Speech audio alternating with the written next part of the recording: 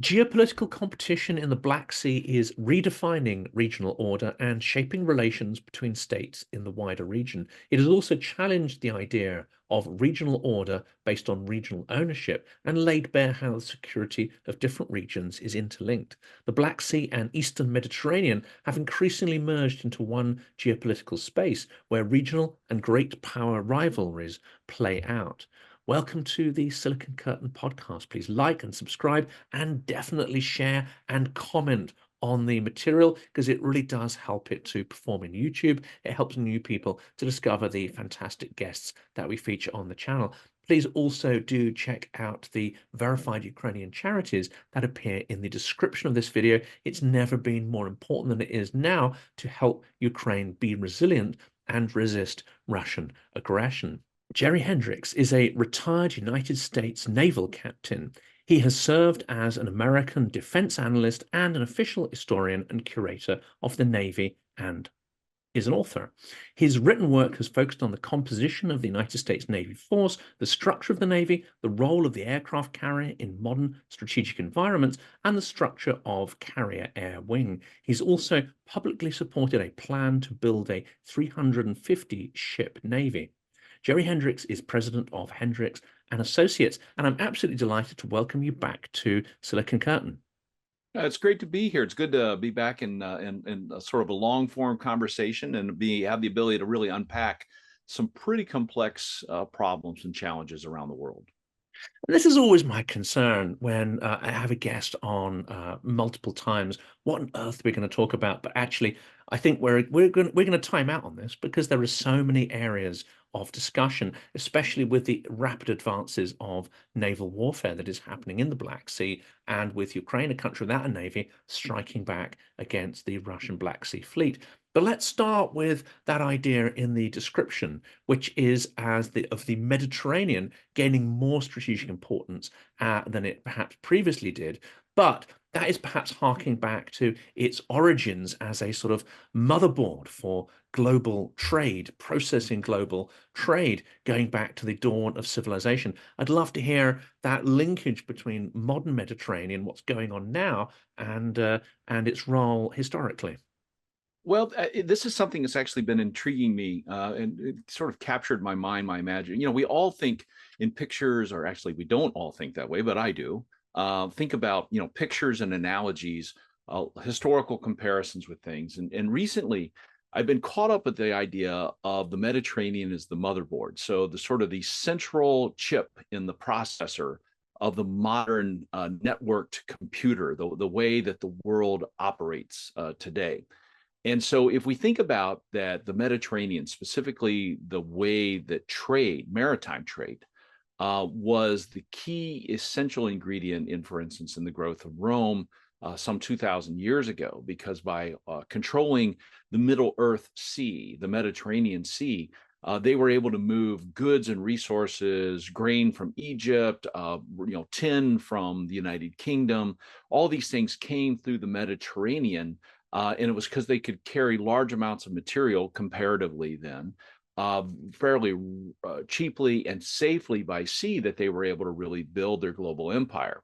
And that precedent that was established by Rome in the Mediterranean, sort of this closed cycle system, is really been the pattern by which many maritime nations have grown since then. So when you think of for instance, Vienna, not Vienna, I'm sorry, Venice.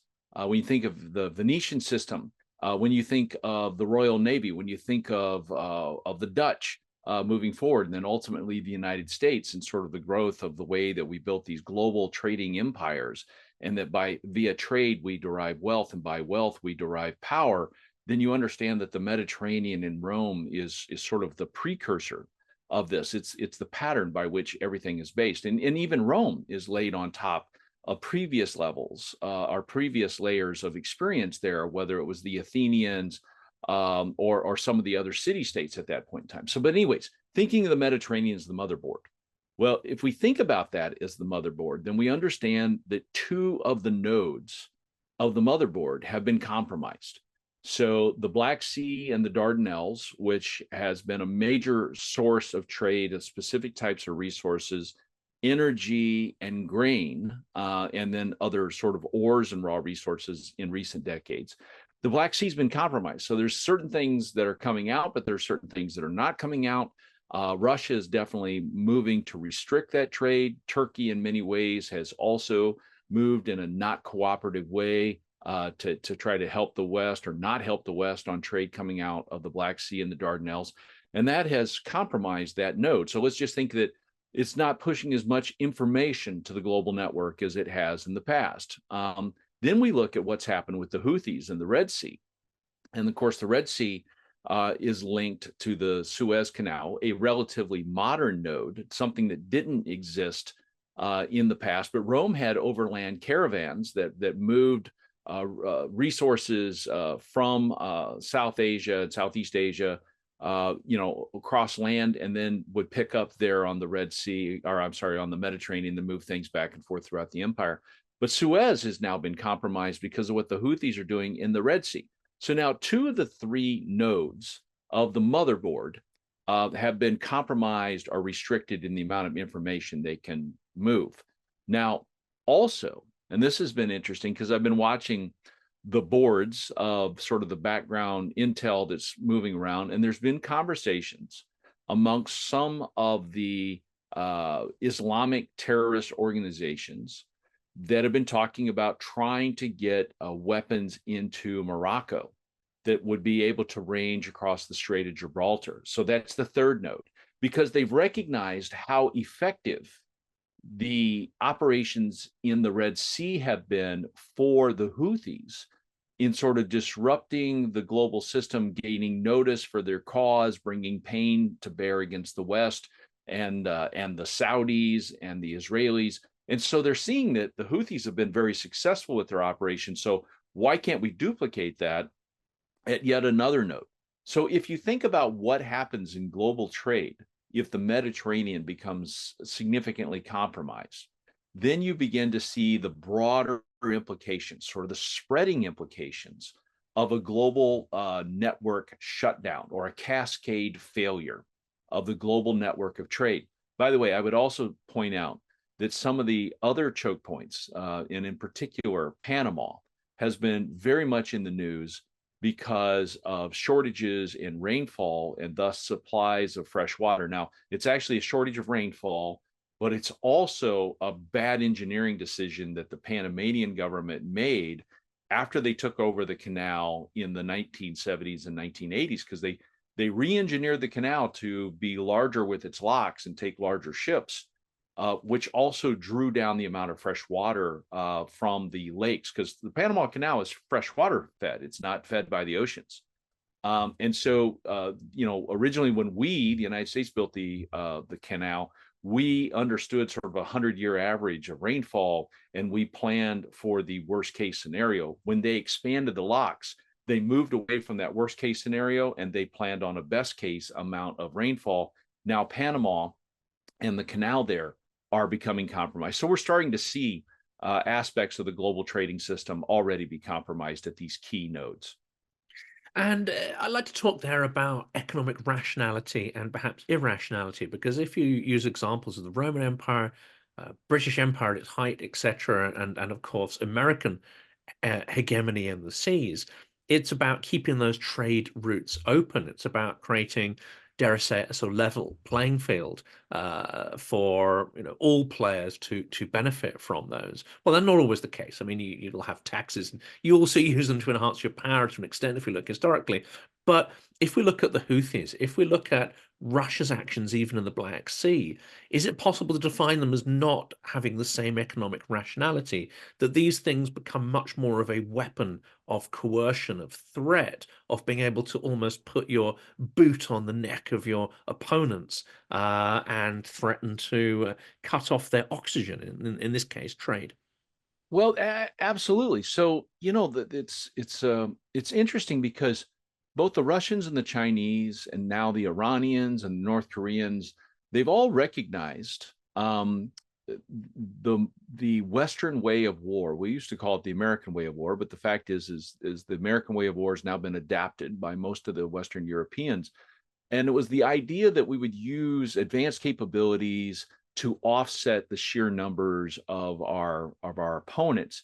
And so we made these significant investments in sort of high tech, and we also made significant investments in things like globalized trade, that we would derive power from this global trading system. And so China and Russia and to a lesser extent the Iranians have all recognized that if you want to get at the sources of American power, which is kind of interesting because, you know, George Kennan's famous essay in Foreign Affairs back in, which was, you know, the sources of Soviet conduct.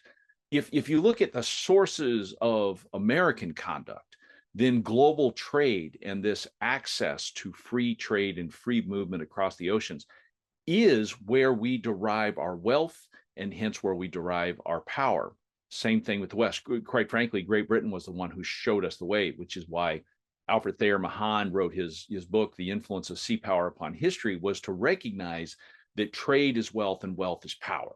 And that there's also this assumption, though, that went with that, and this assumption is being challenged, which is that the flag follows the trade, that if you were going to be dependent upon trade as your source of power, that you would protect that source of power, that trade, by growing and modernizing your Navy. That was one of the key takeaways of the Mahanian concept at that point in time. We, after World War II, we grew the Navy during World War II, but then we began to cut back the size of the Navy. We cut down to 1,000 ships in the 1950s. We got down into 500 to 600 ships in the 1970s.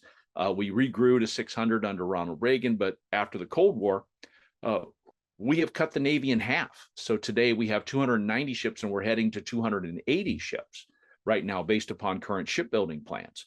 So even though we are completely dependent upon a global system, the United States has interest across the entire globe, we no longer have the military force to actually police that system. So Russia has recognized this. I mean, the United States and the West are not in the Black Sea. This has been one of the points that I have disagreed with from the beginning of this war 2 years ago. We should have moved a multinational, not just NATO, because it's not just Western countries that have an interest in the Black Sea. India is dependent upon grain exports from that region.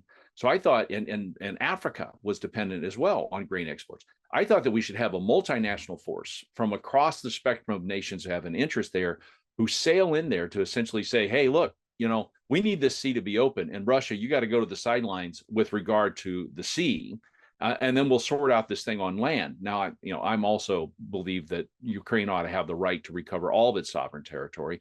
But I think that we could have started from that sea flank as we face the eastern front of the land war. And so I think that we've sort of failed to invest in this. We failed to appreciate the oceans. In fact, one of the terms that I used in my essay in the Atlantic Monthly a year ago was the ocean has become assumed. We just sort of get up in the morning and free trade and free movement across the oceans has been assumed much in the same way as the air we breathe. We just expect that there would be oxygen there, and we don't understand a world in which that oxygen is being cut off. And if we also look, when we'll talk about the extraordinary advances in naval warfare with Ukraine's rapidly evolving technology and techniques in sea drones. But if we link the conversation between these two things, what they've also demonstrated is that the barrier to entry for someone wishing to challenge a traditional naval power, that barrier to entry in terms of cost and technology is coming down and coming down rapidly. Ukraine, a country without a navy, has already taken out, I think it's a quarter of Russia's Black Sea fleet. And we can point to all sorts of issues with the Black Sea fleet, maintenance, poor training, poor tactics, etc.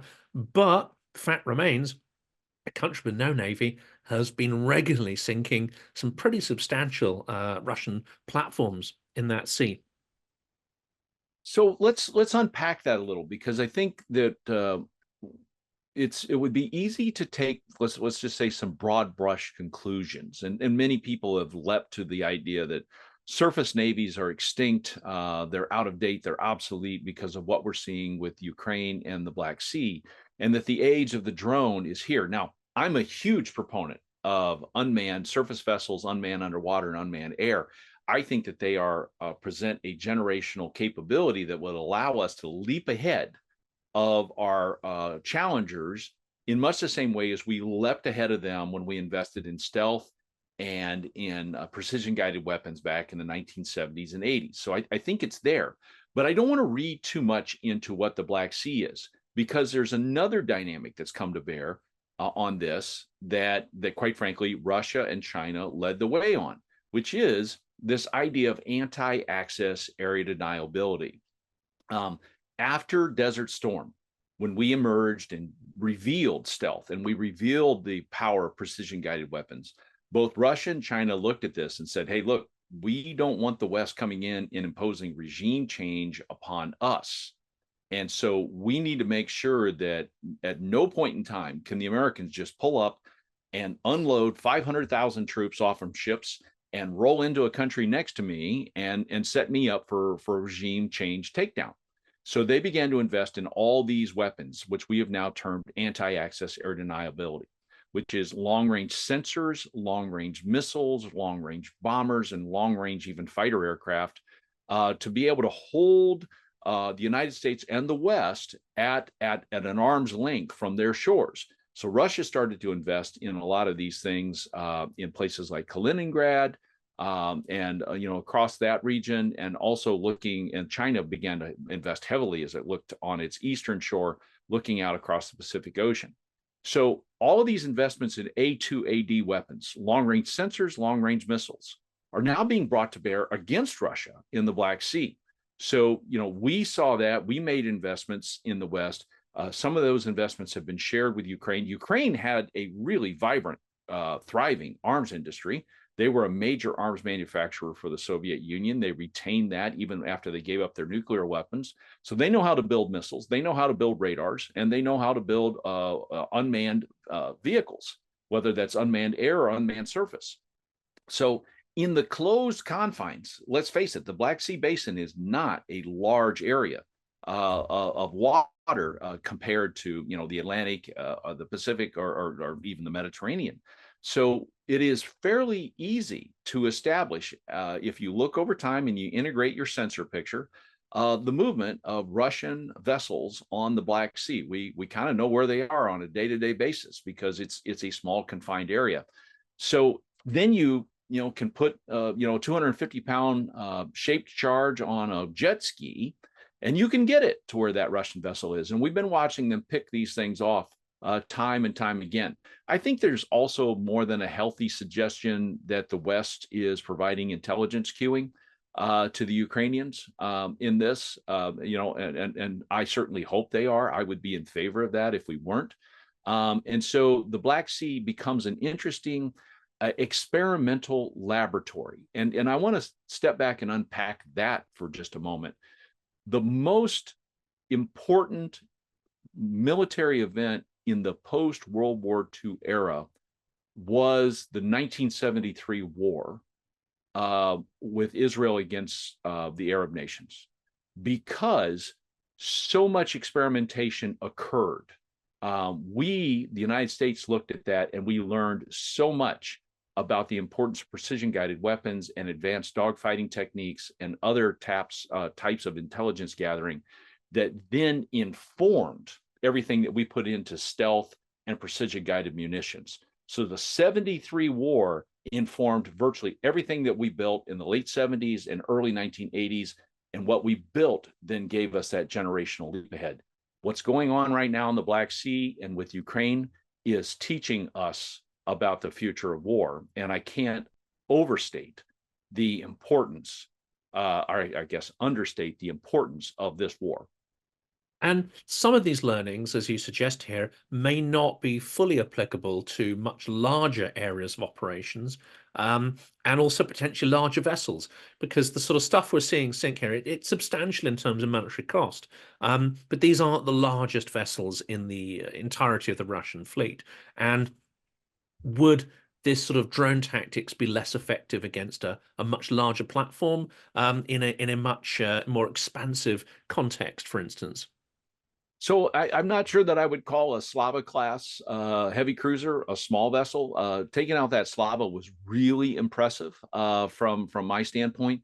But I actually think that the case of the Slava actually was more indicative of bad damage control and bad readiness on the part of that particular crew with that particular ship.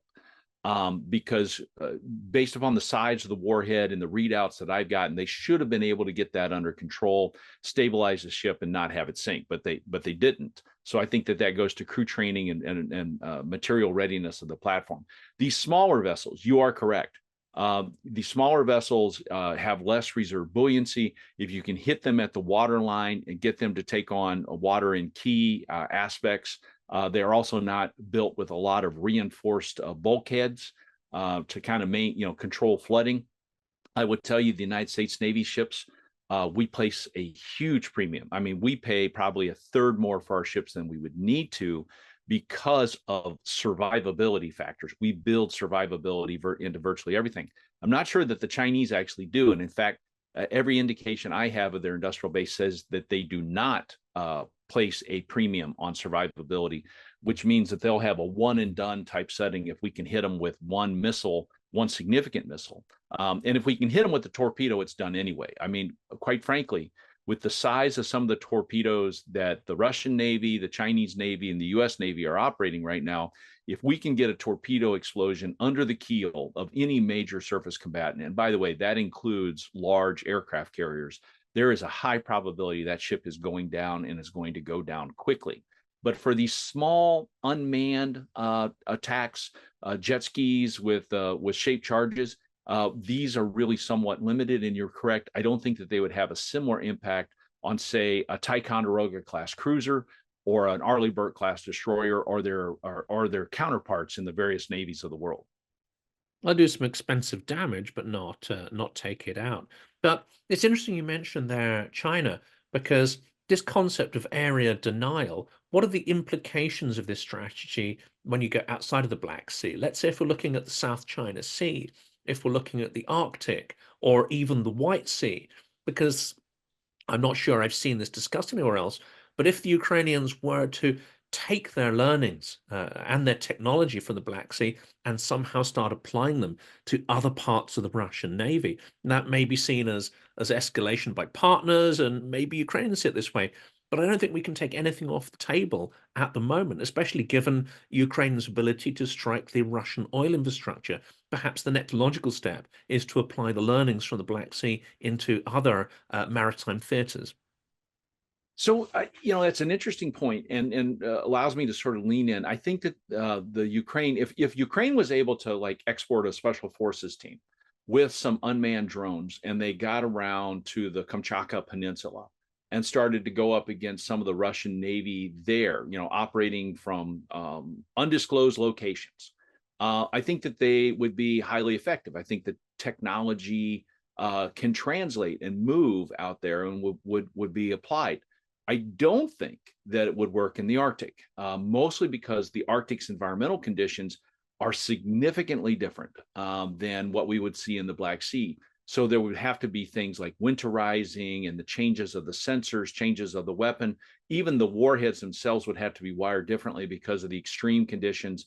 Even in the summertime in the Arctic, it's an entirely different environment than what they would experience in the Black Sea. And this is one of the aspects of the maritime domain that I want to preach about, so that people kind of understand that all water is not the same, and all environments are not the same, and for that matter, all undersea environments are not the same. For instance, the Black Sea and its depth is significantly different than the Baltic Sea and the depths in the bottom contour of the Baltic.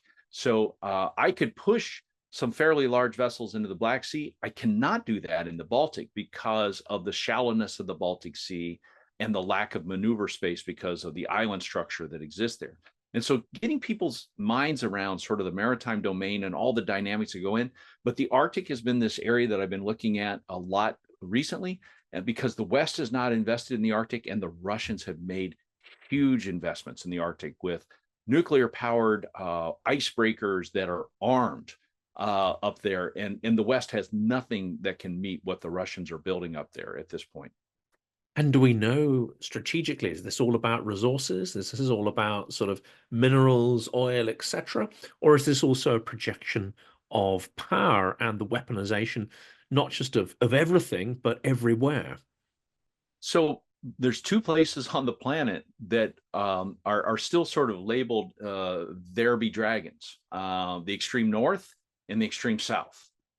You might find it interesting that China's been recently, and even the Iranians have been recently advancing arguments about territorial claims in Antarctica, a continent on the southern tip of the planet that has what we believe to be vast resources based upon the fossil record and the climate that we understand from core samples and so on, that there could be vast resources down there that could be exploited. Same thing was what we're looking at in the Arctic Ocean up near the North Pole, because as we've been able to really begin our surveys of the mineral resources, whether it's oil, natural gas, or other types of mineral resources like manganese and cobalt that are along the bottom of the Arctic Ocean.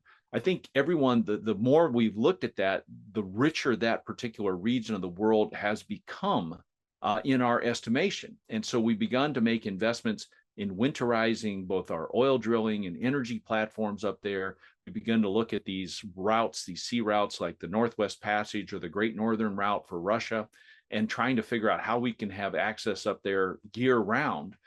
Specifically as climate change begins to have an impact where the Arctic is open more and more. So we're looking at these as places where vast resources are there to be developed. And the question is who will get there and make their claims stick soonest. China's actually, even though it does not have a border on the Arctic, is making a claim against Arctic resources based upon the size of its population. They want to sort of declare it sort of a mankind's reserve or resource reserve. And given their percentage of mankind and human population, they want to lay a claim upon those resources based upon their population.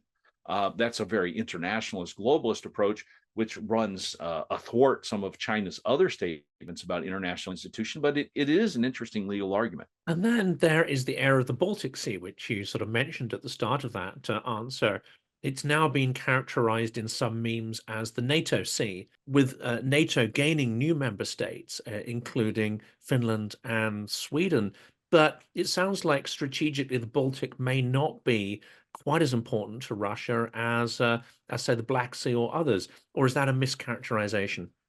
Well, it's not a mischaracterization. I think it's Russia knows that they have a losing hand. They've got a pair of twos in a game of poker with the Black Sea. I'm sorry, the Baltic Sea, mostly because they've got these two ports or land exposures there. What St. Petersburg, which has always been sort of Russia's traditional naval base, where Peter sort of built the Russian Navy and Russia's future from St. Petersburg. But you have that, but you also have Kaliningrad, which is a highly exposed exclave that's detached from the rush of Russia. In fact, there's some significant legal claims as to whether Kaliningrad actually should belong to Russia and whether that should be cut off. But they have these two strategic exposures to the Baltic. And yes, they found themselves now with Finland and Sweden ascension into NATO and their incorporation into NATO's planning. Russia now realizes that they've opened up this entire new flank up there with Sweden and Finland now posing a strategic threat to them. Russia now has to move out. This is one of the things actually that in the 1950s, some of the early strategists recognized that is the huge vulnerability of Russia. Russia is one of these powers that tried to gain security by adding to its size and adding borderlands around it. This has been its historic cycle ever since the Duchy of Moscow began to sort of expand out to gain security of buffer states around it. By the way, same historical growth for China, where the five original states tried to expand and add additional buffer states around them to give them security. Well, the problem with that is when you grow like that, you add perimeter that you have to defend, and it becomes, in many ways, this death spiral. The larger you get, the more you have to defend. Well, the larger you get, the more you have to defend because of the more resources. And so, a lot of the strategy of the Cold War was an attempt to try and make the Soviet Union at that time spend to defend all of its perimeter, because you just realize in that sort of a global exchange competition, they are always going to lose at that. So now I think Russia, because of what's happened with Finland and Sweden, has now recognized they have a huge vulnerability to their north. And even as Putin says that he wants to expand, to rebuild in many ways the Soviet Union and regain those buffer states, talking about Poland and the Balts, Lithuania, Estonia, and Latvia, perhaps coming back under the Russian umbrella at some point in the future. That also comes with a price tag, which is he's going to have to grow his military power to defend, to first acquire and then to defend those regions. And this is an interesting point as well when you look at sort of buffer zones. Ukraine clearly in the sort of Russian world theory is part of that buffer zone. In fact, it goes back to Russia's origin story, and it's kind of complex. And we see the sort of genocidal rhetoric and actions, etc. So clearly they see Ukraine as one huge buffer area. But as you say, there are then territories which would then become threatening, extremely threatening, Romania, Poland, etc. So this is a never-ending cycle. But what we see here, to take this idea of area denial, there are, it seems to me at least, clear attempts by Russia to destabilize countries that border Ukraine, with the explicit view of one, dividing allies that are providing shelter to Ukrainian refugees, but also supplying weapons and material to Ukraine. They're seeking to disrupt those alliances, but also disrupt the trade routes. That be sort of land trade routes, Danube, etc. They're looking to destabilize these states to choke off these export routes for Ukraine, for its grain. Now, obviously, the Black Sea has opened up again as an opportunity, or rather, Ukraine has opened it up by regaining dominance in that area. But where do you see this Russian strategy going, and how successful might it be to choke off Ukraine's import-export routes via Europe? So it's you've asked, you framed this extremely well, and so we need to step back and consider Putin's strategies at multi-levels. We can take it at that sort of cultural, historical level that he so often said that Ukraine is an artificial creation. Ukraine was always part of Russia. It has no meaning outside of a Russian context.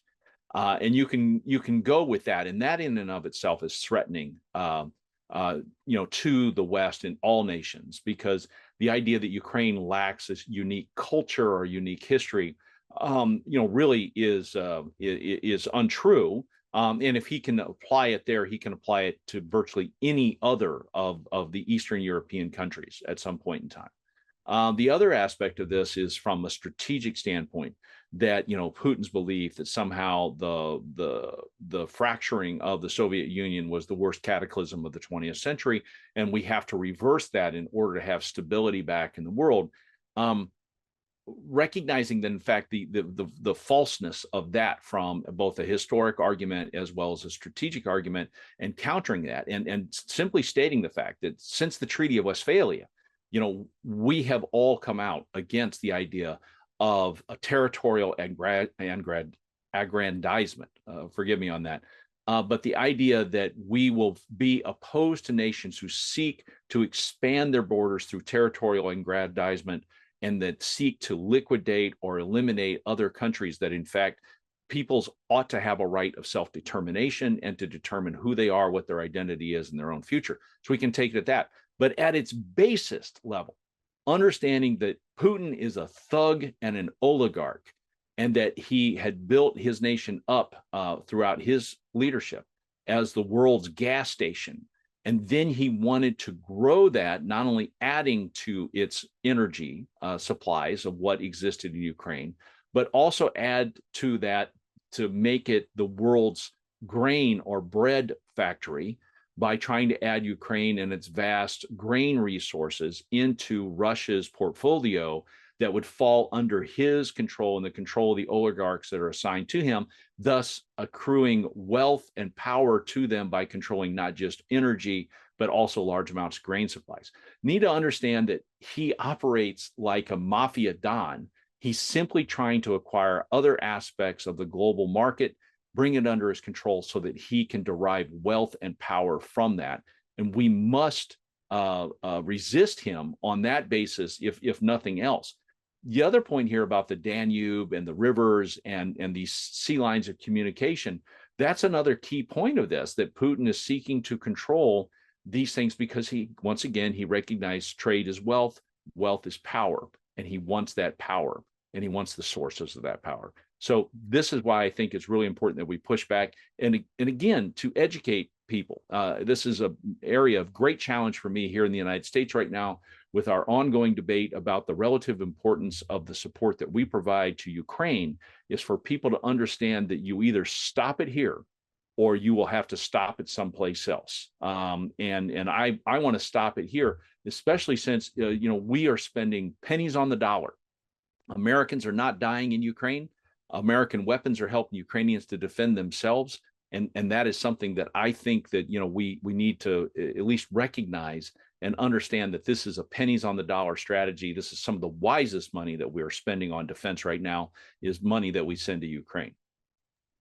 And alliances are an important part of this as well, aren't they? I mean, you mentioned the Houthis causing various issues in the Middle East and choking off one of the key nodes of maritime routes for the Mediterranean motherboard and for the main trade routes.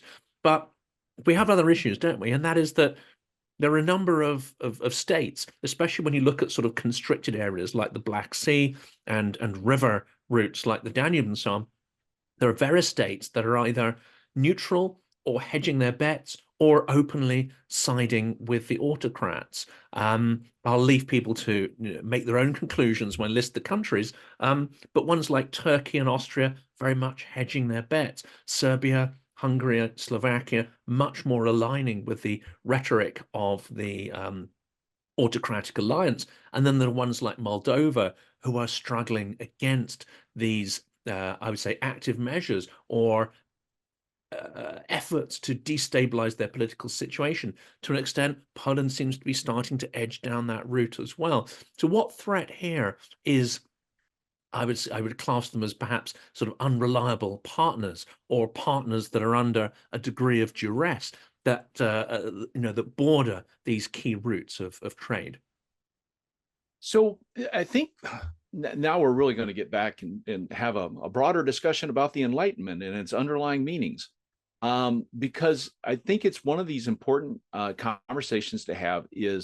And I say this specifically because of us in the United States. We need to have an understanding that the way that we look at the world is not the same way that everyone else looks at the world. And we have this assumption of sort of a universal approach, or that we all kind of look at the world the same way. The role of the individual and the concept of individual liberty, that the individual is sovereign, is something that is classically Western, and in fact comes out of the Enlightenment, that actually comes out of the United Kingdom and out of the Scottish writers and some of the writers there, and that comes to the United States. And so in this sort of triangle, this triumvirate of liberty, equality, and fraternity, as the French would say it, we came down very strongly on liberty, the role of the individual, the power of the individual to make decisions, that the individual is sovereign. Now, the farther east you go, beginning in France, who put more emphasis on the terms of equality and fraternity than they did on liberty within their revolution, and then these ideas spreading farther, that you start getting into states which are much more comfortable culturally and historically with the strong authoritarian, centrally controlled state. And they're comfortable with alignment with strong leaders who can kind of protect the people, but the people are not sovereign, the leader is sovereign. So you have this sort of spectrum, as it were. So when you start talking about what's going on and people who are hedging their bets, and you start talking about Turkey, and you look at Turkey's cultural background, you look at Hungary and its historical cultural background under the various different empires and imperial systems there, then you recognize we're seeing this play. But if you go up on the man on the street and you talk to him about, you know, the decisions that are being made by Orban in Hungary right now, they think that that guy is a democratically elected a person freely selected by, you know, the individuals who are sovereign in Hungary. And it's like, no, that is not where they're coming from. Nor is Erdogan in Turkey coming out of that sort of cultural system.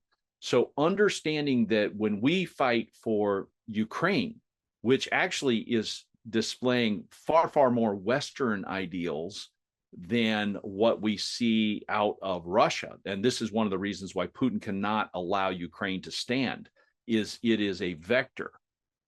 It's a threat to his authoritarian form of control in that area of the world.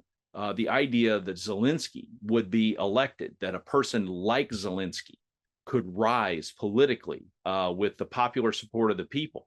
Now, I am not saying that there is no political corruption in Ukraine. I fully recognize that there are oligarchs, that there's graft and corruption, and money is going places that I'm not comfortable with. But by and large, across the portfolio, investments in Ukraine are investments for the good in the overall competition between the way nations organize and run themselves. And by extension, limiting or threatening free flows of trade is more of an autocratic strategy and impulse because, free trade in essence boosts freedom and innovation. And of course, those two things can be threatening for an autocratic, certainly a vertical structure like the one that exists in Russia. Yeah, this is so key. So I've always looked at free trade and the concept of the free sea as being a vector by which the virus of freedom has been transmitted around the world. And so when you see authoritarian countries like China or Russia that have a real concern about free trade, the idea that the market would self-select, well, that runs counter. They don't want the market to choose where goods were going to be bought and where goods would be sold and what the price is going to be. They want to make that choice. They want to be the market going forward because they think that a centrally controlled economy and a centrally controlled government can make better resource allocation decisions than a free market can. And so the idea of free trade is an anathema to authoritarian, despotic, or autocratic states. So both Russia and China and Iran have some real serious problems with the idea of free trade in the free sea. And so the idea of trying to assert even these anti-access air denial arguments, I find it interesting. The more I've gotten into this discussion about the free sea, way back at the beginning when the free sea is being discussed, there was actually this idea that was called the two cannonball rule, which was that nations could claim territorial seas out to the range of two cannonball shots because they thought that cannonballs will be able to go further. So we'll just take a cannonball and we'll double it, and then we'll call that territorial sea. Now China is trying to say, hey, look, you, the West, when you wrote about the free sea and you did this dividing line between territorial seas and the free sea, you had this idea of the two cannonball rule. Well, look at my missiles, the DF-21, the DF-26.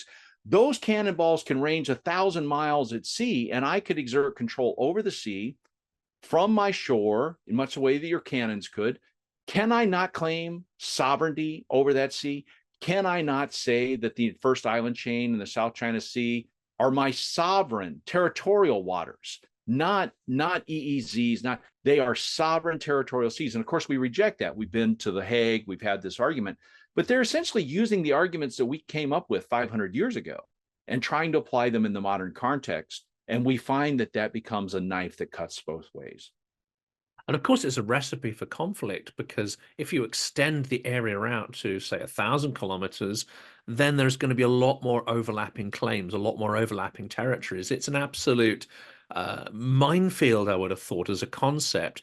But of course, autocratic forces don't always want order. Sometimes they want chaos as well. Chaos can help with their form of rules, their form of business negotiations. Now, that's very much in tune with, I think, how Russia operates. It doesn't make much, it doesn't export much, but it does export lies and chaos, and they do potentially benefit its business model.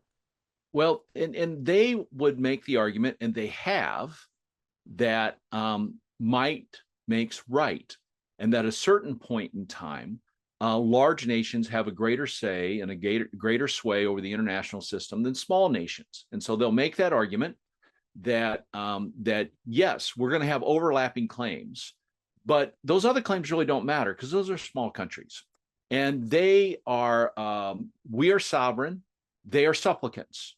And we need to revert to the ancient Chinese system where the supplicants come and pay homage to the sovereign, to the suzerain. And so they want to revert to that sort of ancient time when China ruled all under heaven, or when Russia was the great autocratic czar. That's what they want, is that the outlying countries come and give supplication to them, and give them tribute, and that they will provide security under that system. Now, that's a multipolar globe, and a multipolar world is hugely unstable and often leads to war. The more poles and more spheres of influence there are, the less stability there is, the greater the chance of war. This is one of the reasons why I often, and I think I'm actually in the process of writing a long form essay on this right now, about the conversation that we're having with Europe about paying more for its own security and stepping up to do more for its own security. There's actually been a point of contention in US foreign policy that we did not want Europe to be strong and centralized and to act with one voice. We wanted Europe, and so this is, I'm going to title this "Saying the Quiet Part Out Loud" for the essay, because for a long time we wanted Europe to sort of be fractured, because we recognize that, coming back to what I said previously, that Europe's views on democracy and even economics are different than American views on democracy and economics. The right, the center right parties in many European countries are to the left of some of the left, center left parties in the United States. So understanding that right wing, I hate to tell you, in Britain, your Tories are a bit liberal compared to the Republicans in the United States. Not so And much that's been, anymore. They're yeah, rapidly moving towards the right, but yeah, yeah. yeah. Well, But and I it's get the interesting idea. because Yeah. our sense of the goalposts of left and right are very different between these. So as we encourage Europe to come together and provide for its own common defense, understand that we are creating an entity which will compete with us politically in the future. And if they actually came together under one flag, would have an economy that is very large, very robust, and would be competitive with us. We want a partnership. I want a partnership with Europe going forward because of the common values. But at the same time, I'm a little concerned about creating something that would stand off to the side. Absolutely. Well, the last question, we've only got time for one sort of quick one. I think this is a bit of, this is an easy throw of the ball here towards you. We get back to drone warfare and the lessons being learned. One of the interesting ideas that I saw, I think, in a comment or an article you made, is that there should be a testing ground. There should be a testing area for naval drones. I think under the title sort of Area 51, and the suggested area could be Great Lakes. What are we doing, and what should we be doing to learn some of these lessons of maritime drone warfare that Ukraine is rapidly pioneering? So I think someone has been whispering in your ear, because I've been championing this idea of what I call Area 52, and utilizing the American Great Lakes, specifically Lake Michigan, which of the 5 American Great Lakes, Michigan is the only one that's completely surrounded by U.S. states. So the other 4 Great Lakes we share territory with Canada, and hence have to do extensive consultation with the Canadians. And sometimes those Canadians get a little crazy. So consulting with them on highly secretive defense issues can be problematic at times. But Lake Michigan is all U.S. sovereign water. 320 miles north to south, about 112 miles east to west, and it's 920 feet deep in the middle of the Chippewa Basin, which is just off from the town of Milwaukee in Wisconsin. And so Lake Michigan would provide a place for the U.S. Navy to be able to do unmanned air, surface, and subsurface drone testing to develop not only advanced concepts of drones, but also the concepts of operations, how they would act together. The U.S. Navy is also building its latest generation of frigates. The Constellation class frigates are going to be built in Marinette, Wisconsin, just north of Green Bay, Wisconsin. And so twice a year, these frigates are going to come out to do their initial sea trials, which means we'd have a chance to actually test unmanned drones with manned surface combatants and work up those concepts of operations there. The Navy already has a large footprint on the lake. We have Naval Station Great Lakes, which is a base just north of Chicago that's been in existence for over 100 years. We still train all of our sailors in the U.S. Navy at Naval Station Great Lakes, and there's a number of small military bases that surround it. But the real thing that's intriguing to me is that all the precursors for a new high-tech cluster like Silicon Valley or Aerospace Alley out in Colorado, or the Route 128 corridor outside of Boston. All of these precursors exist in this one region of the country. We have advanced research and development universities. We have federal labs like Fermilab and the Argonne National Laboratory are there. And we also have some significant industry investment, as well as states that are interested in growing jobs, specifically in the high-tech cluster. The CHIPS Act, which was passed last year, was pioneered and championed by Senator Todd Young of Indiana, and he's got a high degree of appreciation for high-tech jobs. So the idea of bringing this all home to the Midwest, I think would be important, and also give us a space to develop new advanced capabilities away from prying eyes, not out in the Pacific, not in the Arabian Gulf, not in the Caribbean, where foreign competitors could watch us as we develop it, but in fact, to kind of develop some of these advanced drone ConOps away from where everyone can see us. That's absolutely fascinating, and I'm certainly going to keep an eye on the developments of that. And of course, I think when we speak next, a huge amount will have happened, because in the intervening couple of months, there's been an extraordinary amount of developments, certainly in the context of Ukraine, Russia, but around the world as well. Your insights are always, greeted with a great fanfare by the audience. I know it's very much appreciated, and the ideas that you stimulate are things that I think people say I don't hear about anywhere else. So hugely beneficial. Thank you so much, Jerry. Huge pleasure.